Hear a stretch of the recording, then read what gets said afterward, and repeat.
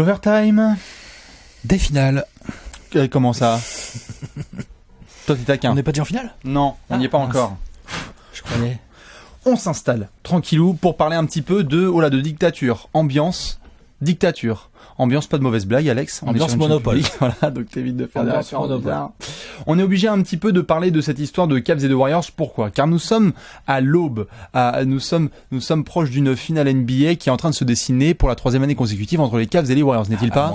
À moins que, touche du bois, hein. Moins que les Celtics ou les Spurs Davis Bertans nous fassent un truc de ouf. Hein. Voilà, Kelly Olynyk, sait-on jamais, mais pour le moment, on est en train de se diriger vers ça. Et donc une question était en train de nous animer, on les voyait aussi nous la poser pas mal sur les réseaux sociaux, c'est la suivante. On est vraiment sur une dictature avec les Cavs et les Warriors. 3e finale consécutive qui arrive, et surtout là sur ces playoffs, une vraie différence de niveau qu'il y a dans chaque conférence, avec donc 11 victoires de suite pour les Warriors. Oui. 10 pour les Cavs. Voilà, au moment où c'est tourné, évidemment, et 10 pour les Cavs. Donc pour le coup, on se dit, bon, ok, Cleveland a perdu un seul match, mais sinon ça aurait pu être imperfect. Et donc du coup, on s'est dit, pourquoi pas vous inviter à participer un petit peu à ce débat pour essayer de regarder ce qu'il peut y avoir de positif comme de négatif à ces dictatures, parce que ça peut être très bien sur plein de sens, mais ça peut être aussi super négatif. Le business, la compétitivité. On fait un petit ping-pong ? Premier effet négatif. Vas-y Michel. Premier effet négatif évident. Ouais. Le manque de suspense et donc le manque d'attrait de toutes ces premières phases de play-off qu'on a là depuis le début. On se fait chier. C'est-à-dire que c'est le premier point, c'est qu'on se fait chier quand même. On a eu quoi comme série serrée? On a eu Washington-Boston où tu vois, ça a gagné à domicile tout le monde. Houston-San Antonio, c'était propre. Houston-San Antonio, quelques blowouts, mais pas c'était inintéressant. On a eu au premier tour, on a eu les Bucks qui ont fait un petit peu suer les Raptors. On a eu les Bulls qui ont fait suer les Celtics. Mais les gros, les Cavs, voilà. Mais les Cavs et les Warriors, eux, ils roulent de façon vénère sur la concurrence. Ils ont même pas peur. Bon, les Cavs et les Pacers qui leur ont un peu résisté au premier tour, mais ils ont fait que résister. Au final, c'est un sweep. Oui. Les Warriors, je sais même pas qui leur a vraiment résisté encore, à part les Spurs pendant une mi-temps au Game 1. Non, Utah a essayé de tenir pendant le Game 3 et le Game 4. Gate, quoi. Ouais, bien sûr. Donc ça, c'est un petit peu pour le premier aspect négatif, donc c'est le côté négatif. Et donc le premier aspect négatif, c'est en termes d'intérêt pour le public, c'est ça, de suspense, tu te dis ce soir, tiens, je vais me mater l'NBA parce que moi Alex, j'ai failli pioncer, hein. Tu te dis, je vais me mater le match parce que ce soir ils vont peut-être faire ça, ils vont peut-être remonter ceci cela. Non, t'as failli pioncer sur les derniers matchs. Ah bah ouais, c'était dur carrément. Tu vois, il y a eu des matchs, j'ai préféré bosser à côté. À la mi-temps, on est en finale de conférence, ce sont des affiches normalement exceptionnelles, alors certes avec ce qu'on a expliqué comme blessure. Oui, il y a un alignement de planète dégueulasse, ça, donc on est là, c'est un petit peu dégueulasse. Maintenant pour l'aspect positif, puisqu'on va faire un petit ping-pong, positivement, et après tu pourras aussi faire du positif ou du négatif. Ce qu'on voit par contre, c'est que dans l'histoire, les grandes rivalités comme ça élève aussi le niveau de jeu. C'est que tu peux voir que ce soit vers les Celtics et les Lakers des années 80, ou même ce qu'on a pu avoir avec les Bulls ou les Lakers qui sont arrivés, quand il y a des grandes dynasties, ou plutôt des grandes équipes vraiment qui s'affrontent comme ça, là, aujourd'hui, on est dans l'animosité un petit peu et on est dans la frustration là des finales de conférence. Par contre, dans une semaine, on va tous des bancs. Parce que dès que les finales vont commencer, on va être là genre, parce incroyable. que par exemple, les Bulls, tu parles des Bulls. Les Bulls en 96. Oui. Ça sweep à un match près contre les Knicks en demi-finale de conférence, c'est ça? Mais ça sweep l'Est. C'est ça. Clairement, faut dire, on dit ce qu'on veut, mais ça sweep l'Est. Les Lakers de chaque 3-0 Miami, 4-1 les Knicks et 4-0 le Magic. Les Lakers de 2001. Et les finales des Bulls, à chaque fois, ils arrivent favoris et ils gagnent. Il y avait du suspense, mais il y avait pas un suspense incroyable. Non, il y avait le truc qui est vraiment différent, c'est qu'il y avait différents finalistes aussi. Il y a eu différents finalistes. Là, ça fait 3 ans de suite. Ça fait 3 ans de suite. Les Bulls, ils ont joué 2 fois le Jazz, par exemple. De 96 et 97. Oui. Et les 2 fois, ils étaient favoris et les 2 fois, ils ont gagné. Dans des circonstances relativement serrées, mais enfin, c'est des 4-2. Oui. Mais ça élève quand même le niveau de jeu. Ça oblige les autres équipes à s'adapter. Bien sûr. Ça oblige à recruter différemment, ça oblige à penser tes systèmes tactiques autrement. Enfin, c'est ça. De toute façon, d'avoir des équipes qui dominent avec des grands joueurs et du talent, ça tire forcément. Ça tire tout le monde. On l'a vu avec. Oui, bien sûr. Avec toutes les, même la Dream Team de 92, d'ailleurs, ça a aidé aussi à inspirer les équipes européennes. Quand Jordan a fait son bordel, derrière les gens se sont dit bon voilà, les mecs, les Lakers de 2001. Exactement, les Shaq Stopper. De 2001, ils en perdent un. Ils en perdent un en 2001, ils perdent un seul match en finale. Pour être champion, quoi. Ils ont tout sweepé avant. Et il y avait des gens il y a des joueurs qui ont eu des contrats parce qu'ils étaient des Shaq Stoppers. Donc là, on cherche des LeBron Stoppers, etc. Voilà, on cherche des LeBron Stoppers, on cherche des Curry Stoppers, des KD Stoppers. Ce qui est un petit peu compliqué. Voilà. Autre aspect que t'as un petit peu en tête, que tu pourrais avoir là. Un petit aspect un peu négatif, clairement, pour toutes ces premières phases de play-off jusqu'au final, c'est le business, là. Pour la NBA. qui dit désintérêt potentiel de l'audience, dit évidemment audience moins bonne sur les chaînes de télé ricaines, audience moins bonne de League Pass. Bon, sur League Pass, ils s'en foutent un peu parce que c'est vendu. Oui. Par package contrat. C'est vendu par package et tout, donc c'est différent. Mais en termes de publicité et tout, ce sont pas des audiences qui font rêver, clairement. Ah non, et donc, sûr. pour le business global de la NBA, bah oui, c'est moins bien. Après, ils peuvent pas y faire grand chose. C'est le terrain qui parle. Hein. Non, c'est sûr. À un moment donné. Mais oui, c'est un côté négatif, le côté business. Les chiffres, pour appuyer ton point là-dessus, les chiffres qui sont tombés là dernièrement, c'est entre 8 et 10% de perte d'audience rien que sur les finales de conférence et les demi. Par rapport à l'année dernière. Par rapport à l'année dernière. Ouais, donc tu vois, c'est quand même. En même temps, l'année dernière, à l'est, bon, les Raptors Cavs, on peut dire ce qu'on veut, mais il y avait le Thunder Warriors. Il y avait Thunder Warriors à côté qui était absolument fou, et le Thunder Spurs en demi-finale, qui était bien comme il faut. Donc quand même, c'était assez chouette.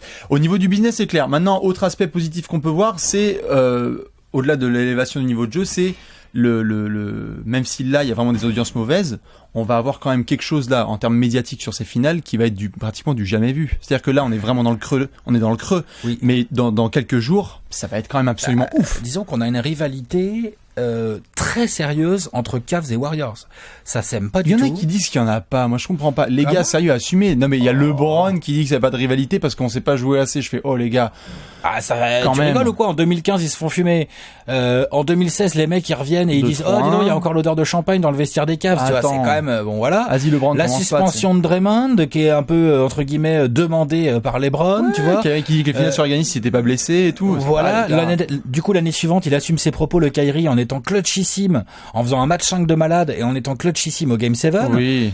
Game 7, des finales, t'es mené 3-1, ça revient à 4-3. Je pense que les Warriors, ils l'ont super mauvaise. Ah, ils l'ont super mauvaise. Et que donc, cette année, ils vont arriver le couteau entre les dents. Et en face, t'as des Cavs qui sont champions en titre, qui n'ont pas du tout l'intention de se laisser marcher dessus, avec un LeBron qui, lui, il veut plus qu'une bague. Ah non, mais là, il est à la poursuite de l'histoire, l'autre. Du fantôme de Chicago. Donc voilà, hein, entre numéro 23, ils se comprennent, quoi, tu vois. Attention, on fait pas de blasphème. Voilà. Il y a pas Ilokiti, mais pas de blasphème. Qu'on me vienne pas me dire qu'il y a pas de rivalité. Il y a grave une rivalité. C'est deux équipes de superstars qui dominent leur conférence, quand même, en termes de playoff. Ok, bon, on va voir les Cavs, c'est Celtics, tout ça, mais ça domine sa conférence, quand même, de la tête et des épaules.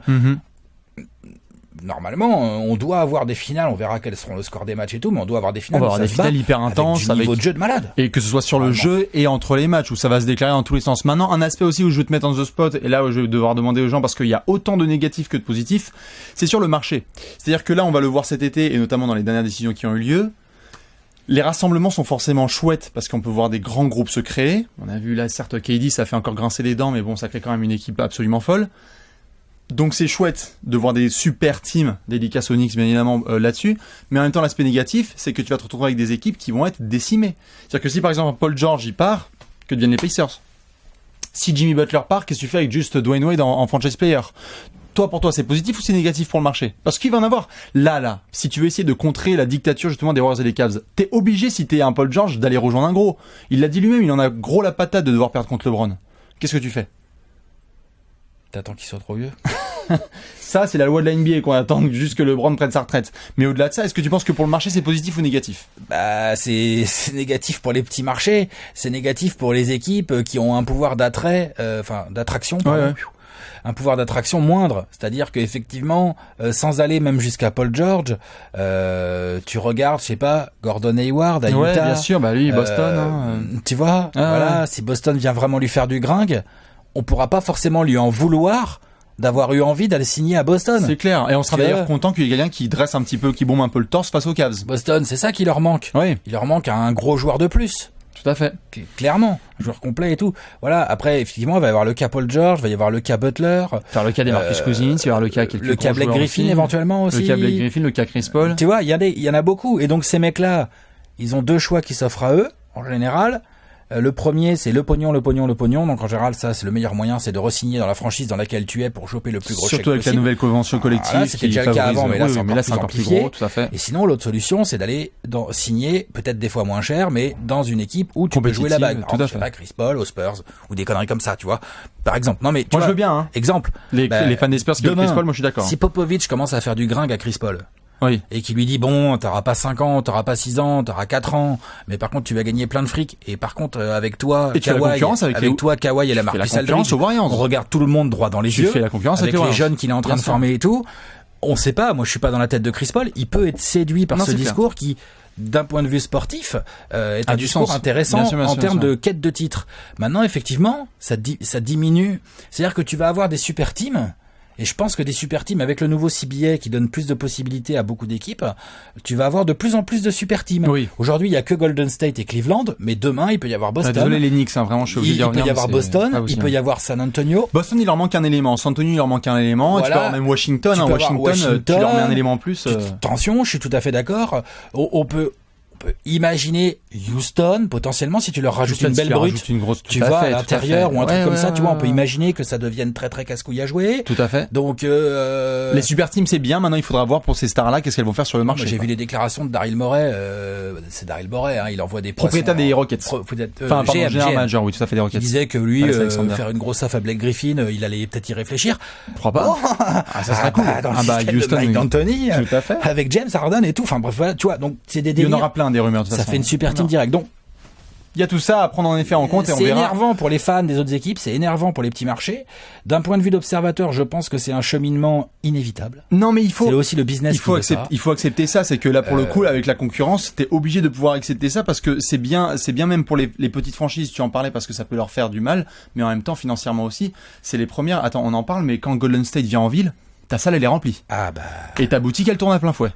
Donc il y a ça aussi, tu peux pas juste te dire c'est bon, c'est que négatif pour la ville. Compliqué. Par contre, les audiences de saison régulière ont été monstrueuses. Regardez la régulière combien d'avoir toute l'année. Toute l'année.